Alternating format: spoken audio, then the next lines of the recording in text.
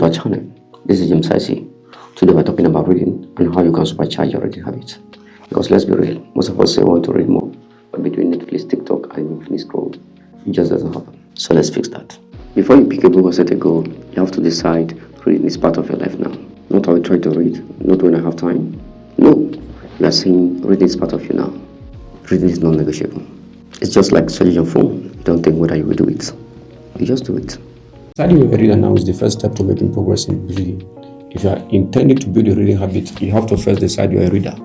Identify yourself as a reader, and then it will be easier for you to wake up in the morning and look for a book to read. Number 2 is to set a reading goal.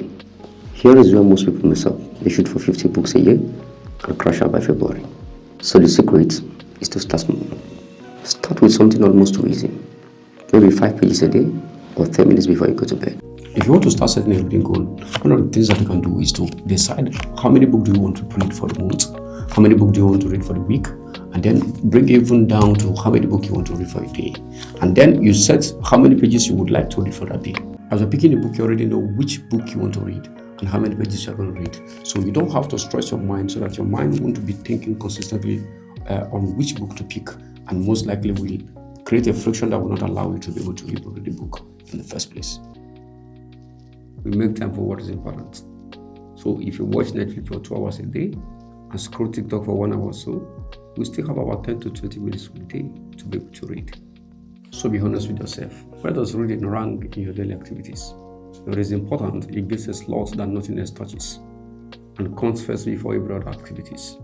Number 3 is to make it clear and try to reduce friction. When you try to build a reading habit, we always find out that if it is easier for you to be able to pick a book, let's say you have a book around you consistently, you have a book in a bedroom, you have a book in your study room, you have a book in your office, you have a book almost everywhere, beside your fridge, beside your kitchen.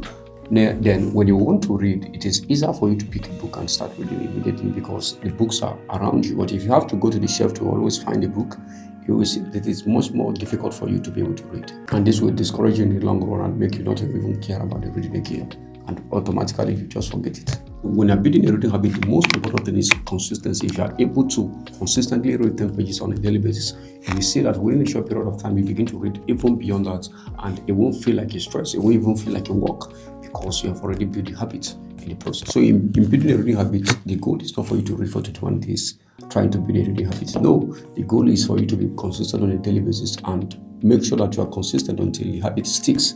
And even when the habit sticks, it only helps you to make it easier. It is not for you to stop. So here is a recap of everything we discussed so far. Decide your reader now, set a small goal, make it simple, stupid, and then set your priorities right. And if you got value from this video, please do like, subscribe, and share with others so that it can reach more people.